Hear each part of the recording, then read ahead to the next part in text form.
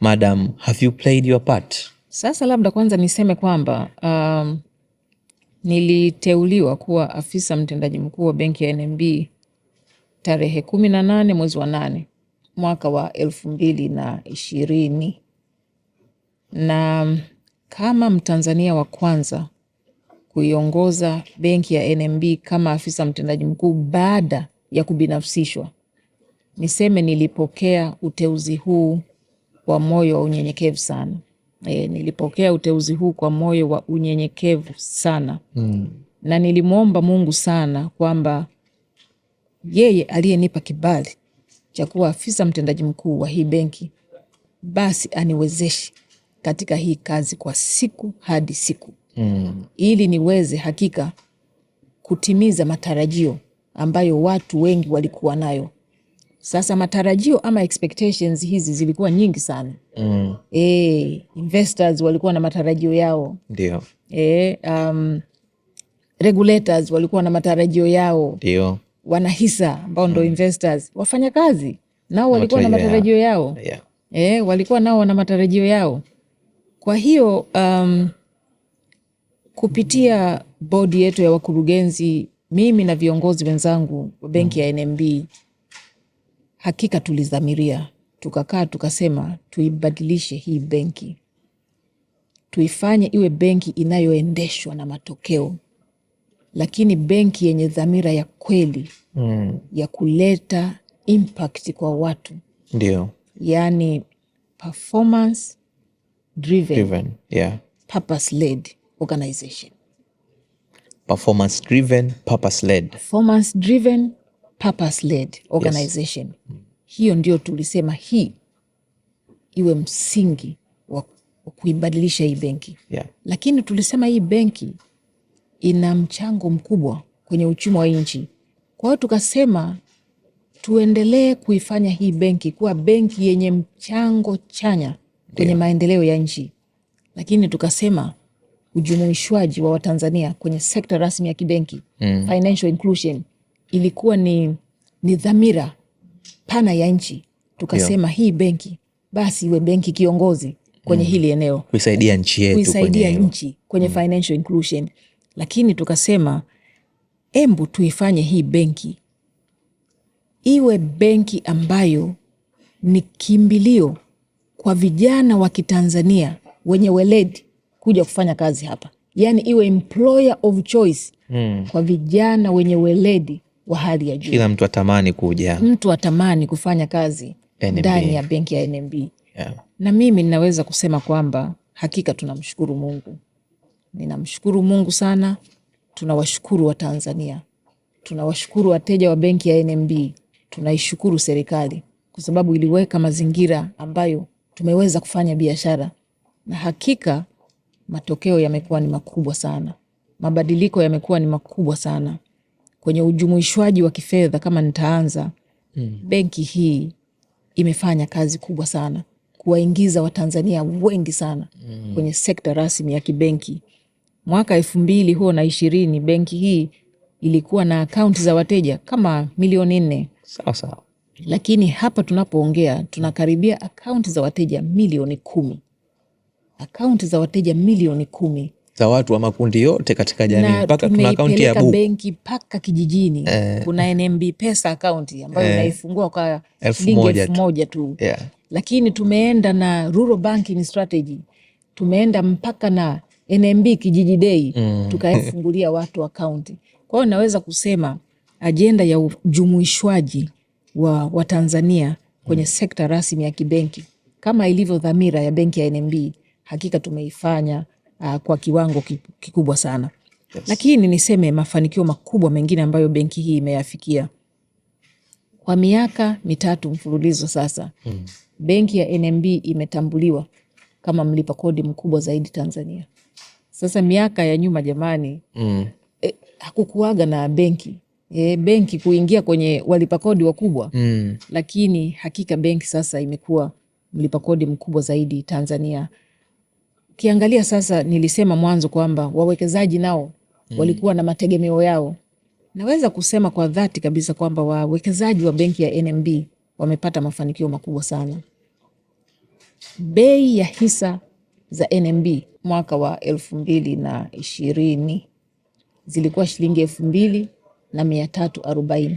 Hiyo namba naikumbukaga kila siku kwa sababu kwanza ilikuwaga haibadiliki, yani kwa miaka nadhani kama 4-5 ilikuwa 2,340, lakini hivi tunavyoongea hisa za benki ya NMB ziko 9,120. Ongezeko kubwa sana. Ongezeko ni kubwa sana. Yeah. Tumeongeza gawio mwaka 2020 tulitoa gawio, jumla ya gawio ilikuwa nadhani bilioni 48. Mwaka 2025 tumetoa bilioni 214.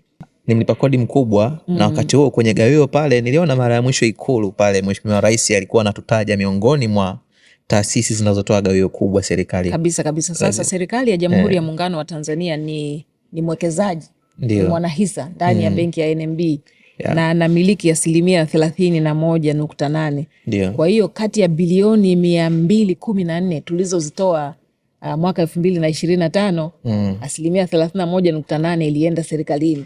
Sasa kumbuka mwaka 2020 serikali ilipata bilioni 15 tu. Lakini mwaka jana sasa 2025 wakati tulipotoa bilioni 214 serikali ilipata bilioni 68. Kutoka bilioni 15 mpaka bilioni 68 ndani ya miaka 5.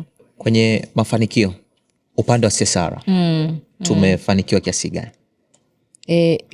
Kwa upande wa uwajibikaji katika jamii, kwa kweli benki hii imefanya kazi kubwa sana. Ndani tu ya miaka hii 5 jumla ya shilingi bilioni 24 zimetumika kwenye uwajibikaji katika jamii. Bilioni 24. Bilioni 24. Na tumefanya mambo makubwa kwa kweli.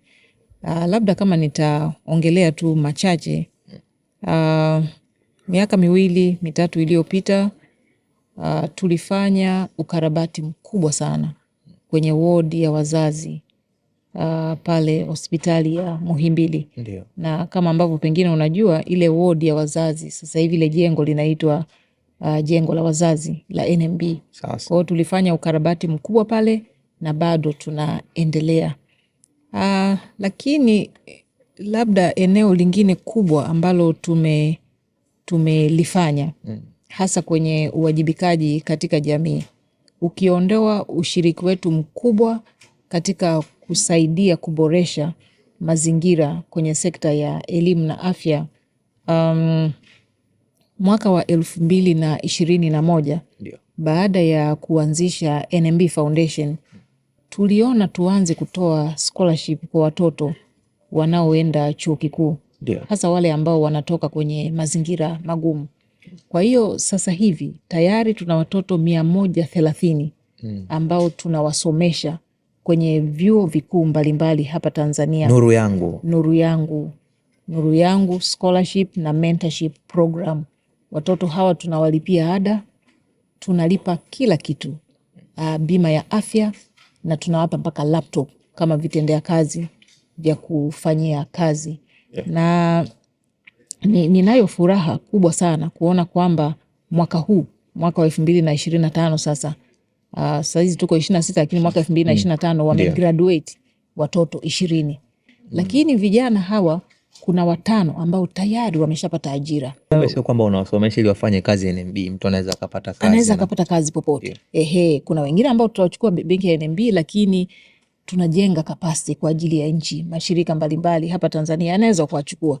Na waliofaulu vizuri tayari wameshapata kazi, kama nilivyosema 5 wameshapata kazi. Wiki ijayo tutawaona wale ambao watagraduate, na mimi kwangu hiyo naona ni mchango mkubwa hasa kwa Watanzania, hasa vijana hawa wanaotoka kwenye mazingira magumu. Lakini pia tunajenga shule maalum Bahi. Shule hiyo ina gharimu takriban shilingi bilioni 5. Tuliahidi wakati benki inatimiza miaka 25 kwamba tutajenga shule maalum, na serikali ikachagua kwamba tujenge Bahi.